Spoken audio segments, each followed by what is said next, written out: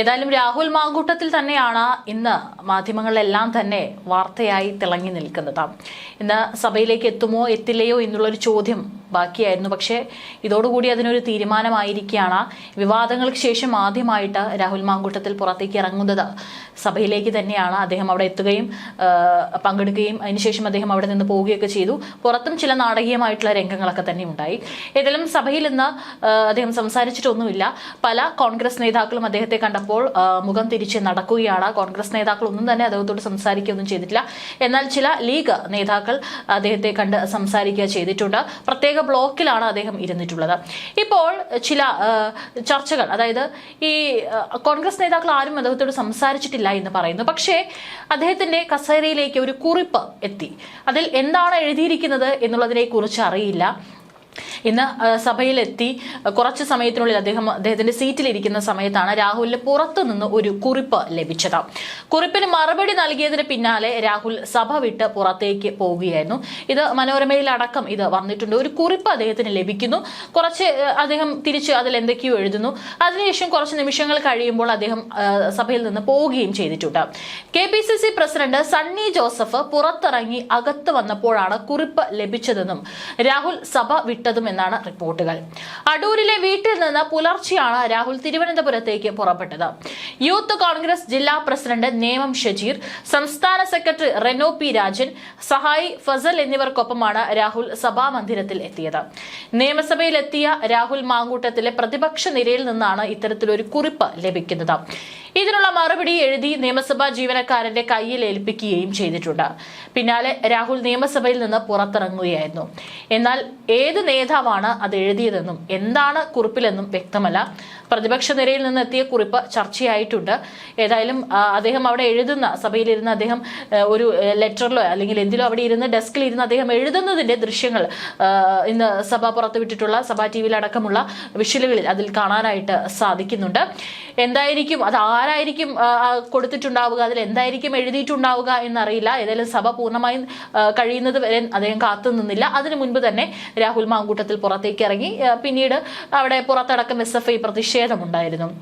ലൈംഗികാരോപണ വിധേയനായി അന്വേഷണം നേരിടുന്ന രാഹുൽ മാങ്കൂട്ടത്തിൽ നിയമസഭയിൽ എത്തിയതാണ് ഏതായാലും പുതിയ സമ്മേളന കാലയളവിലെ ശ്രദ്ധേയമായ ആദ്യ സംഭവം എന്ന് പറയാം. രാഹുലിന്റെ വരവോടെയാണ് ആശ്വാസത്തിലായിരിക്കുന്നത് ശരിക്കും പറഞ്ഞാൽ ഭരണപക്ഷം തന്നെയാണ്. കാരണം ഇപ്പോൾ നല്ലൊരു ആയുധമാണ് കിട്ടിയിരിക്കുന്നത്.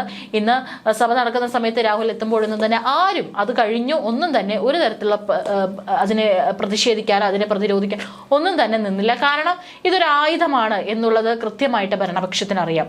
ഇനിയും രാഹുൽ ഇപ്പൊ പിണക്കി കഴിഞ്ഞാൽ ഒരുപക്ഷെ ഇനി വരുന്ന ദിവസങ്ങളിൽ അദ്ദേഹം വരുമോ വരികയില്ലയോ എന്നുള്ളൊരു ചോദ്യമാണ്. പക്ഷേ ഇന്ന് ഒരു മൗനം പാലിച്ചിരുന്നു കഴിഞ്ഞാൽ നാളെയും അല്ലെങ്കിൽ ഇനി വരുന്ന സഭയുള്ള ദിവസങ്ങളെല്ലാം തന്നെ രാഹുൽ സഭയിലേക്ക് എത്തും. ആ ദിവസങ്ങളിൽ രാഹുലിനെ ആക്രമിക്കാനുള്ള ഒരുപക്ഷെ ഈ പറഞ്ഞ വിഷയങ്ങളൊക്കെ എടുത്തിട്ടുകൊണ്ട് സഭയിൽ ഒരു വാക്പോര്, വലിയ രീതിയിലൊരു വാക്പോര് നടക്കാനുള്ള എല്ലാ സാധ്യതയും ഉണ്ട്. അതുകൊണ്ട് തന്നെയാണ് ഇന്ന് സഭയിൽ ഭരണപക്ഷം മൗനം പാലിച്ചത്.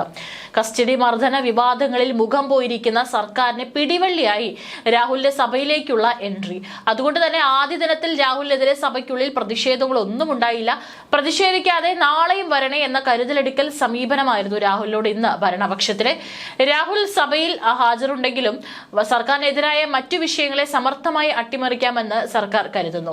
എന്നാൽ രാഹുൽ സഭയിൽ ഹാജരായതോടെ വെട്ടിലായത് പ്രതിപക്ഷ നേതാവ് VD സതീശനാണ് എന്നുള്ള വാദം കൂടി ഉയരുന്നുണ്ട്. കാരണം പ്രതിപക്ഷ നേതാവിനെ ധിക്കരിച്ചാണ് രാഹുൽ സഭയിൽ എത്തിയതെന്ന പൊതുവികാരം ഉയർന്നിട്ടുണ്ട്. ഇതോടെ സമ്മേളന കാലത്ത് പ്രതിപക്ഷ അംഗങ്ങൾക്ക് വിശ്വാസമില്ലാത്ത പ്രതിപക്ഷ നേതാവെന്ന കാര്യം പറഞ്ഞ് മുതലെടുക്കാനും സർക്കാർ ശ്രമം വരും എന്നുള്ള കാര്യത്തിൽ യാതൊരു സംശയം വേണ്ട. കൂടാതെ ഇന്ന് അദ്ദേഹം പുറത്തിറങ്ങിയ മാധ്യമങ്ങളൊക്കെ കണ്ടപ്പോൾ വളരെ പക്വതയോട് കൂടിയിട്ടാണ് മാധ്യമങ്ങളോട് സംസാരിച്ചതും.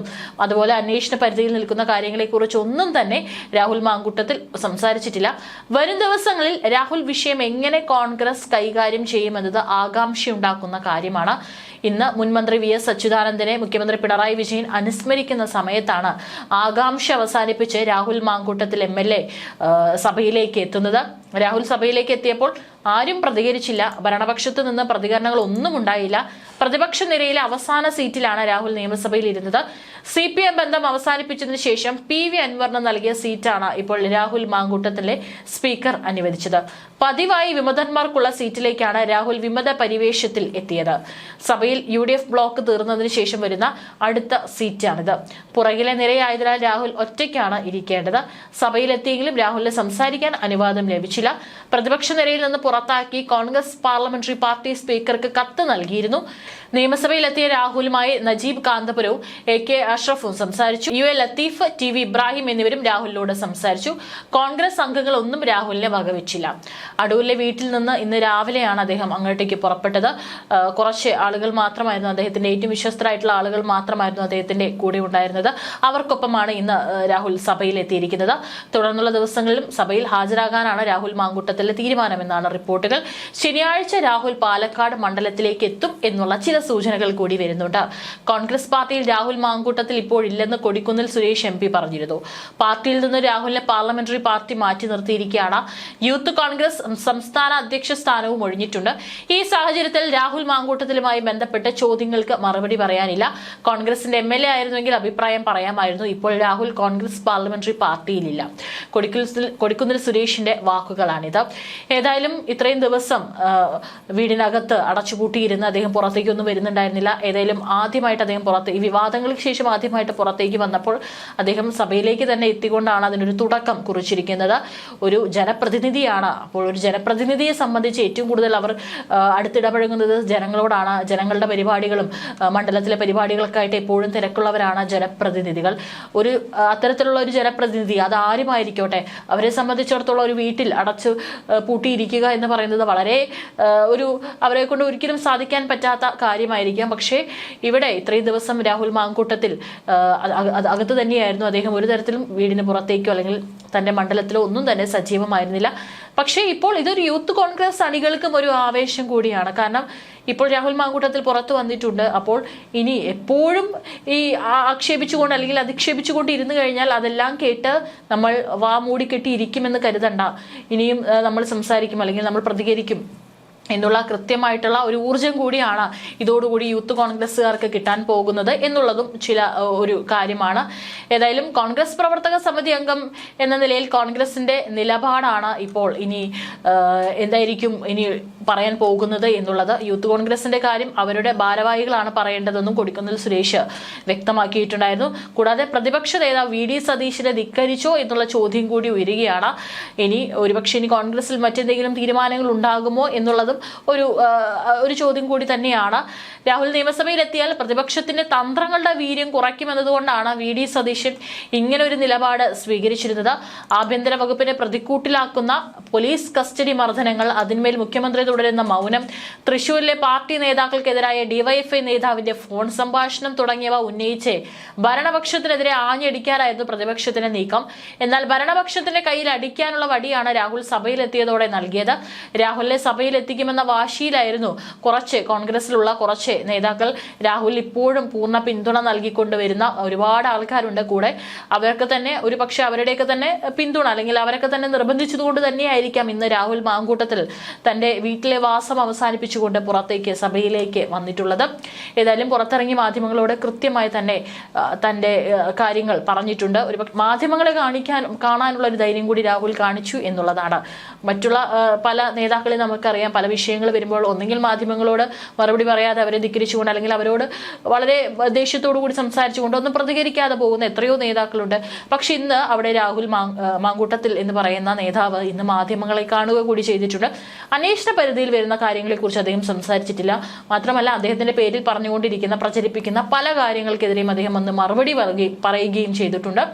അതായത് പല ആൾക്കാരെയും അദ്ദേഹം കണ്ടു, ഉന്നത നേതാക്കളെ അദ്ദേഹം കണ്ടു എന്ന് പറയുമ്പോൾ അതിന് തീർച്ചയായിട്ടും മറുപടി അദ്ദേഹം പറയുന്നുണ്ട്. പാർട്ടിയിൽ നിന്ന് സസ്പെൻഡ് ചെയ്യപ്പെട്ട രാഹുലിന്റെ കാര്യങ്ങൾ പാർട്ടി നോക്കേണ്ടതില്ല. അതായത് കൃത്യമായിട്ട് ഒരു സസ്പെൻഷനിൽ ഇരിക്കുന്ന ഒരു നേതാവ് ചെയ്യാൻ പാടില്ലാത്ത കാര്യങ്ങൾ എന്തൊക്കെയാണ്, ചെയ്യാൻ പാടുള്ള കാര്യങ്ങൾ എന്തൊക്കെയാണ് എന്നതിനെക്കുറിച്ച് കൃത്യമായിട്ട് അറിയാവുന്ന ഒരാൾ തന്നെയാണ് ഞാൻ. അതുകൊണ്ട് അത്തരത്തിലൊരു നീക്കം ഞാൻ ഇതുവരെയായിട്ട് നടത്തിയിട്ടില്ല. തന്റെ വ്യക്തിപരമായിട്ടുള്ള കാര്യങ്ങൾക്കായിട്ട് ഒരു ഉന്നത നേതാവിനെയും താൻ കണ്ടിട്ടില്ല എന്നുള്ള കാര്യം കൃത്യമായി തന്നെ രാഹുൽ മാങ്കൂട്ടത്തിൽ നിന്ന് മാധ്യമങ്ങളെ രാഹുലിനെ കണ്ടപ്പോൾ സംസാരിച്ചു. വളരെ കുറച്ച് മിനിറ്റുകൾ അദ്ദേഹം സംസാരിച്ചപ്പോഴൊക്കെ തന്നെ കൃത്യമായിട്ട് വളരെ പക്വതയോട് കൂടിയിട്ട് തന്നെയാണ് തന്റെ നിലപാട് അദ്ദേഹം പറഞ്ഞിരിക്കുന്നത്. ആ പറയുന്ന പല മാധ്യമങ്ങൾ അദ്ദേഹത്തെ വലിച്ചു കീറാനായിട്ട് കാത്തു നിൽക്കുന്നവരാണ്. പക്ഷേ വളരെ പക്വതയോട് കൂടിയിട്ടുള്ള ഒരു മറുപടിയാണ് ഇന്ന് അദ്ദേഹം പറഞ്ഞിരിക്കുന്നത്. ഇനി അറിയാനുള്ളത് നേരെ പാലക്കാട് മണ്ഡലത്തിലേക്ക് കൂടി എത്തുമ്പോൾ ഇപ്പോൾ പണ്ടത്തെ തുടക്കത്തിൽ ഉണ്ടായിരുന്നതിനേക്കാൾ കുറച്ചെങ്കിലും ആളുകളുടെ മനസ്സൊക്കെ ഒന്ന് മാറിയിട്ടുണ്ട്. രാഹുലിന് പിന്തുണ അർപ്പിച്ചുകൊണ്ട് നിരവധി ആളുകൾ വരുന്നുണ്ട്. അത് നമ്മുടെ ഈ വീഡിയോ ഇത്തരത്തിലുള്ള വീഡിയോസ് ഒക്കെ പുറത്തു വരുമ്പോൾ അതിന് താഴെ വരുന്ന കമന്റുകളിൽ നിന്ന് തന്നെ മനസ്സിലാകും.